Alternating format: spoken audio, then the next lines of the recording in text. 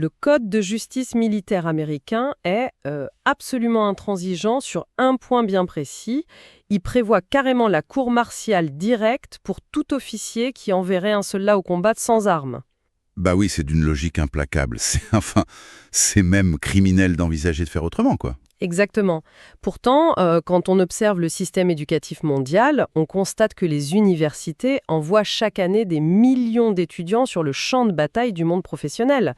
Et ça en étant totalement désarmés. Ouais, il leur manque l'arme la plus cruciale de toutes. C'est ça, la capacité de communiquer leurs idées. Je suis ravie de lancer cette exploration approfondie aujourd'hui d'ailleurs.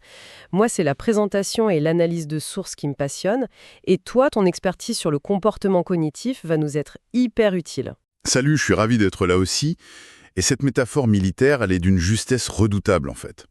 On évolue souvent avec cette idée romantique et fondamentalement fausse, que si une idée est intrinsèquement bonne, elle parlera d'elle-même. Ce qui est complètement faux. Mais totalement. La réalité cognitive et sociale est bien différente, hein. La qualité d'une pensée ou d'un projet, ça ne pèse absolument rien si la personne qui la porte est incapable de la transmettre efficacement à un autre cerveau humain. Du coup, c'est justement le cœur de notre décryptage d'aujourd'hui. On va plonger dans une source qui a vraiment valeur de référence absolue dans ce domaine, la fameuse conférence intitulée How to Speak, l'art de parler. Ah, la légendaire présentation donnée pendant décennies par le regretté Patrick Winston au MIT. C'est un classique. Voilà. L'objectif, c'est pas de faire un simple survol, pour ceux qui nous écoutent, c'est vraiment d'extraire les mécanismes concrets qui permettent de structurer un propos, de captiver un public récalcitrant et de marquer les esprits. Et ce qui frappe direct dans l'approche de Winston, c'est qu'il désacralise totalement l'exercice. Ouais, il pose un cadre conceptuel qui déconstruit complètement le mythe du charisme inné, quoi. Winston, il aborde la communication non pas comme un art mystique pour quelques élus, mais vraiment comme une ingénierie de l'attention. Une ingénierie, ouais. Le terme est fort. C'est une mécanique fluide qui obéit à des règles cognitives et physiologiques très précises.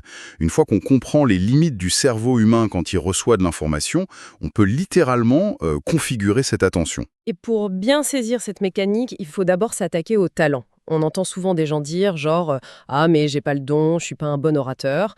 Winston balaye ça avec une équation hyper simple. Tout à fait. L'équation du succès d'une présentation. C'est ça. Le succès est égal au savoir, plus la pratique, plus le talent. Et la pondération du talent dans cette équation, elle est presque négligeable. Elle est minuscule. Le poids du savoir, donc la connaissance des techniques oratoires, couplé à la pratique, ça écrase le talon brut. Il a une anecdote fascinante là-dessus d'ailleurs, avec Mary Lou Retton. Ah oui, la gymnaste olympique. Exactement. Il raconte qu'il était dans la station de ski de Sun Valley, sur une piste pour débutants, et il la voit.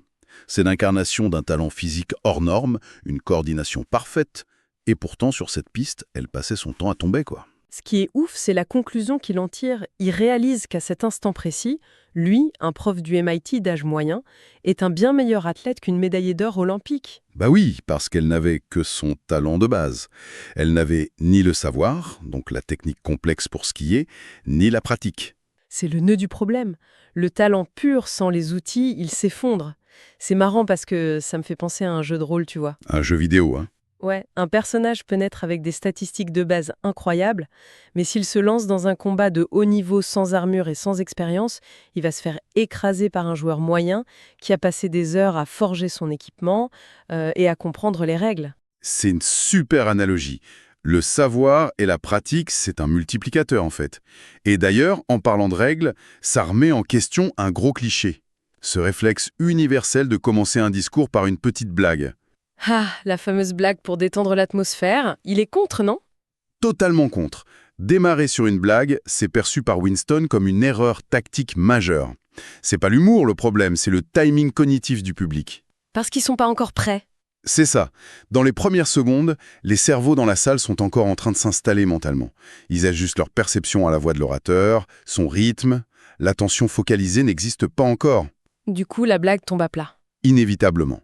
Elle est à moitié entendue et ça génère un malaise qui va teinter toute la suite. Au lieu d'arriver en position de force, on a l'air de mendier l'approbation du public. La solution qu'il propose, c'est ce qu'il appelle la promesse d'autonomisation, le Empowerment Promise. C'est un changement de paradigme fondamental, ça. Au lieu d'essayer de plaire, on propose une transaction claire.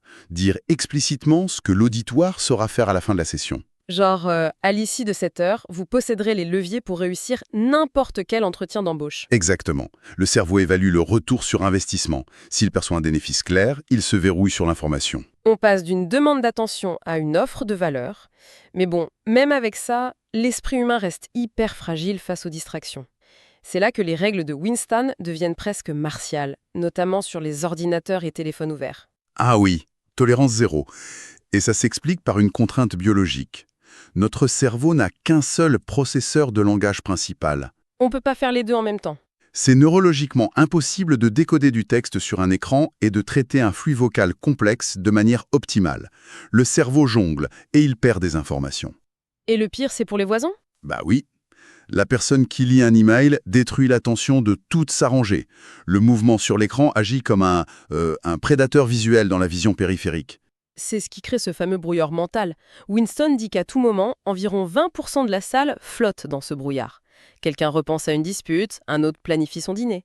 C'est inévitable. Du coup, pour lutter contre ça, il utilise l'heuristique de la répétition, le cycling. Alors moi, quand j'ai vu ça, répéter 3 fois le même concept, je me suis dit « Attends, c'est pas prendre les gens pour des idiots ?» Ça le serait si c'était mécanique, genre un robot qui répète la même phrase.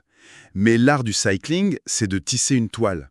On introduit l'idée sous un angle théorique, ensuite avec un cas pratique, et enfin en conclusion logique. C'est progressif. Voilà. Et il faut utiliser une ponctuation verbale marquée. Dire clairement « on vient de voir la théorie, passons à l'application ». Ces balises, ce sont des bouées de sauvetage pour ceux qui étaient dans le brouillard. Ça leur permet de raccrocher les wagons sans se sentir perdus, quoi. Une autre technique, c'est de poser une question directe à la salle. Mais le truc fou, c'est la gestion du silence qui suit. Il exige de laisser 7 secondes de silence total. 7 secondes sur une estrade, c'est une éternité absolue. C'est terrifiant. Le réflexe naturel, c'est de combler ce vide tout de suite. Et c'est justement ce malaise viscéral qui rend la technique si efficace. Neurologiquement, l'arrêt du flux vocal signale une anomalie, une alarme silencieuse. La tension sociale devient insoutenable. C'est ça, ça agit comme un défibrillateur pour les esprits distraits. Ils se reconnectent pour évaluer la situation. C'est une manipulation volontaire de la pression sociale. C'est brillant. Et une fois la tension captée, il faut délimiter l'idée. C'est le concept de construire une clôture. J'adore l'analogie du martien qu'il utilise. Ah oui, l'explication de l'arche. Voilà, si on doit expliquer à un extraterrestre ce qu'est une arche architecturale, lui montrer juste une image, ça suffit pas. Il pourrait penser qu'une arche, c'est forcément en pierre ou vieux. Il faut lui montrer ce que ça n'est pas. Exactement. Lui montrer 2 piliers avec un bloc posé dessus et dire « ceci n'est pas une arche », en montrant explicitement ce que ce n'est pas, on force la compréhension. Les frontières définissent le territoire. Tout à fait. Mais bon, tout cet arsenal verbal, aussi affûté soit-il, il s'effondre si l'environnement physique joue contre nous. Winston était obsédé par le contexte spatial. L'inspection des lieux avant le jour J, c'était non négociable pour lui. Oui, connaître l'acoustique, l'espace. D'ailleurs, son petit truc pour le track face à un grand amphi, c'était de visualiser tous les sièges occupés par des animaux de ferme en train de ruminer. C'est excellent ça dédramatise direct. Mais la règle absolue, c'est sur l'éclairage. Ne jamais, au grand jamais, baisser la lumière, même pour un PowerPoint. C'est physiologique. Baisser la lumière, ça simule le crépuscule, ça déclenche la glande pinéale qui sécrète de la mélatonine, l'hormone du sommeil. En gros, on drogue chimiquement notre public pour qu'il s'endorme. C'est ça. Et comme il disait, avec ironie, c'est extrêmement difficile d'assimiler des diapositives à travers des paupières fermées. C'est clair, faut garder le cerveau en alerte. D'ailleurs, cette obsession de la salle allumée, ça remet en cause le PowerPoint lui-même. Il voit un vrai culte tableau noir. Oui, parce que la vitesse à laquelle on écrit à la craie correspond exactement à la vitesse à laquelle le cerveau humain absorbe un nouveau concept complexe. C'est le rythme parfait. Et ça occupe les mains. L'anecdote de la Serbie est ouf à ce sujet. Ah, la religieuse qui vient lui tirer les mains de derrière le dos. Ouais, il gardait les mains croisées dans le dos et elle vient le corriger. Parce que, anthropologiquement, cacher ses mains, c'est envoyer un signal de menace reptilien. On pourrait cacher une arme. Exactement. Occuper ses mains sur un tableau, ça élimine cette micro-anxiété chez le spectateur. Et ça nous amène à la puissance des accessoires physiques. Un objet tangible, ça s'ancre dans la réalité. Il prenait l'exemple de la pièce d'Ibsen, Edda Gabler, avec le poêle à bois sur scène. Oui, le poêle est là dès le début. Et le public sait instinct que le manuscrit va finir dedans. L'objet absorbe l'attention. L'impact cognitif est énorme. Il y a aussi l'histoire du mathématicien Seymour Papert face aux ingénieurs en mécanique. Avec la roue de vélo. Il la fait tourner, souffle sur un bout d'adhésif collé dessus et demande de quel côté elle va basculer. Les ingénieurs s'embrouillaient dans des calculs vectoriels de fou. Alors que la démonstration physique court-circuitait toute la complexité mathématique. Et le prof de physique, avec son pendule, on en parle. Ah, le pendule géant qui frôle son nez. Il lâche une boule d'acier massive, elle traverse la salle, revient à pleine vitesse et s'arrête à 1 millimètre de son visage. Et ça porte un nom en neurosciences, les neurones miroirs. Le miroir empathique. Quand le public voit ça, ou voit quelqu'un forcer à la craie, son propre réseau neuronal s'active. Le cerveau du spectateur ressent l'effort ou le danger. Une diapo statique, c'est incapable de faire ça. C'est le corps qui réagit à la réalité physique et ça scelle la mémoire. Du coup, à quoi sert réellement le PowerPoint? On l'utilise souvent comme un prompteur glorifié. Winston disait que ça sert à exposer des idées complexes, mais que la plupart des gens commettent des crimes visuels. Ouais. Il disait qu'en regardant quelqu'un préparer ses slides dans un aéroport, il pouvait deviner ses erreurs sans connaître le sujet. Le premier crime, dévastateur, c'est de lire son texte. Bah oui, la lecture silencieuse du public est plus rapide. Dès qu'on lit, le public finit la phrase avant nous et s'ennuie. Le deuxième, c'est la pollution visuelle. Les logos partout, ça surcharge la cognition. Et le crime de Microsoft? Les polices minuscules pour tasser un max de texte. Sa règle, c'était aucune police en dessous de 40 ou 50. Ça force à être concis. En extrait l'essence du message. Sans oublier le pointeur laser. Fausse bonivier. Catastrophique. Dès qu'on presse le bouton pour pointer l'écran, on pivote l'épaule, on tourne le dos à la salle. Le contact visuel est rompu instantanément. La parade, c'est juste de dessiner une grosse flèche sur l'image directe. Tellement simple. Mais dans toute cette épuration visuelle, il y a une exception géniale. Le hapax legomenon. C'est un terme de linguistique pour un mot qui n'apparaît qu'une fois. En présentation, c'est l'autorisation de montrer une diapo d'une complexité insondable. Mais une seule fois dans toute une carrière, hein? Oui, genre sa carte illisible du système de gouvernance en Afghanistan. Le but, c'est pas d'être compris, c'est de provoquer un choc émotionnel face à la complexité. C'est comme une épice hyper puissante en cuisine. Une pincée unique au bon moment, ça marque les esprits. Mais si tu en mets partout, ça gâche tout. C'est exactement ça. Bon, éviter les erreurs techniques, c'est bien. Mais pour vraiment laisser une empreinte, faut inspirer. Et ça passe par notre nature d'animaux conteurs. Le storytelling? Ouais, l'information doit être encapsulée dans une narration alimentée par la passion. Comme quand il parlait de cet algorithme d'IA pour colorier des cartes. Ah oui, l'ancien programme mettait plus de temps que la durée de vie du système solaire. Et le sien résolvait le problème en quelques secondes.